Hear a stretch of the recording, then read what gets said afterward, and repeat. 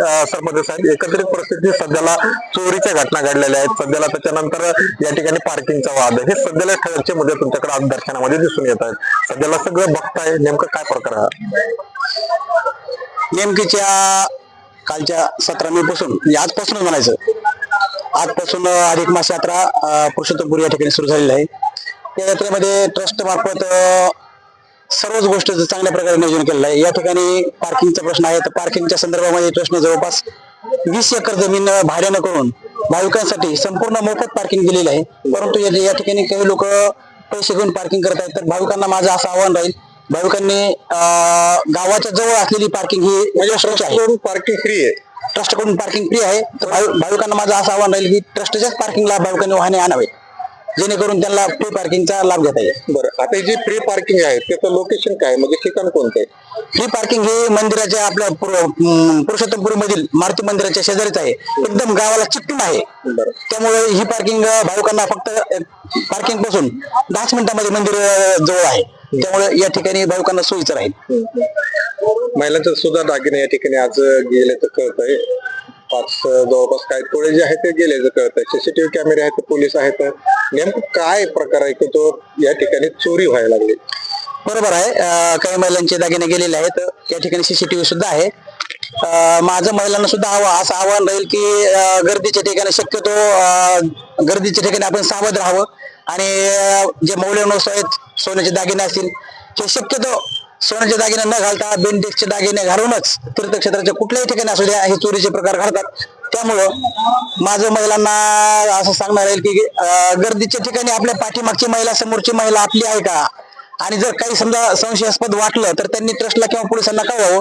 Police सुद्धा या ठिकाणी आहेत, त्यांनी सुद्धा या ठिकाणी सतर्क राहून दर्शन बाहेर नियंत्रण ठेवून कोण चोरी करताय हे शोधून काढलं पाहिजे, असं माझं पोलिसांना सुद्धा आव्हान राहील. बरोबर.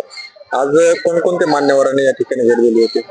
आजचा पहिला दिवस असल्यामुळे या ठिकाणी शासकीय पूजा माननीय जिल्हाधिकारी विवेक जॉन्सन यांच्या हस्ते करण्यात आलेली आहे. त्यासोबतच माजलगाव तालुक्याचे विधानसभा लोकप्रतिनिधी माननीय प्रकाशदादा सोळंके हे सुद्धा उपस्थित होते. माजलगावचे उपविभागीय अधिकारी गौरवजी इंगोले हे सुद्धा होते. तहसीलदार संतोष जिरुईकर हे सुद्धा उपस्थित होते. तसेच माजलगाव मार्केट कमिटीचे सभापती जे दत्तजी नरोडे हे सपत्नीक उपस्थित होते. त्या सर्वांच्या हस्ते या ठिकाणी महापूजा करून यात्रेला सुरुवात झालेली आहे.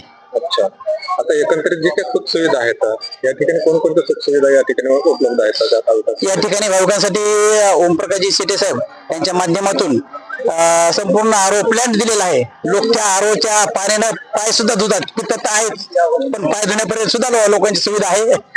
तसेच या ठिकाणी जे काही कर्मचारी आहेत, पोलीस कर्मचारी असतील, आमचे प्रायव्हेट कमांडो फोर्स आहे, तसेच तहसीलचे कर्मचारी असतील, आरोग्य कर्मचारी असतील, यांच्यासाठी आम्ही या ठिकाणी जेवणाची व्यवस्था केलेली आहे. जवळपास महिनाभराचा किराणा आम्ही या ठिकाणी आणून टाकलेला आहे. त्यांना या ठिकाणी जेवणाची सुद्धा उत्तम सोय आहे. अशा प्रकारे आम्ही या ठिकाणी सुविधा केलेल्या आहेत.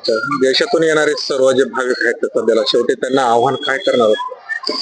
देशातून येणाऱ्या भाविकांना माझं या ठिकाणी असं आव्हान राहील की या अधिक मासाच्या काळामध्ये या ठिकाणी एक वेळ अवश्य यायला पाहिजे, कारण हा अधिक मास हा फक्त पुरुषोत्तमाचा आहे. या अधिक मासामध्ये कुठल्याही देवतेची पूजा होत नाही, तुमचं कसं शुभ कार्य सुद्धा होत नाही, लग्न होत नाही, मुंज होत नाही, कुठलंच कार्य होत नाही.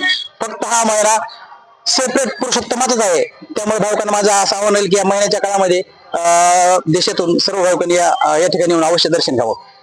एक वरच्या लेवलचा प्रश्न विचारतो. मोदी साहेबांनी सोनं खरेदी करू नका म्हणून असं एक आव्हान केलेलं आहे. आता सोन्या म्हणजे या धोंड्याच्या महिन्यात सोन्याला खूप महत्व असतं, कसं आहे सध्याचं चित्र?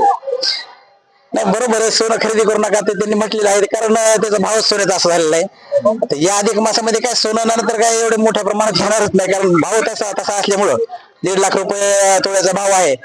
चांदी जास्तीत जास्त चांदीचं दान लोक करतील. हे होते सरपंच भाऊसाहेब गोळेकर, जे की त्यांनी या ठिकाणी सगळं सविस्तर या ठिकाणी वर्तन आपल्याला दिलेलं आहे. आता 30 दिवस जे आहेत PNTV मराठी लगातार या ठिकाणी बातम्या लावत राहणार आहे. तिथले जे काही क्षणोक्षणी जे काही घडणारा प्रकार आहे हे प्रेक्षकापर्यंत आणण्याचा आम्ही प्रयत्न करणार आहोत. आपल्यासोबत ही सगळीच मंडळी असणार आहे. PNTV मराठीसाठी सुहास बोराडे, पुरुषोत्तमपुरी, बीड.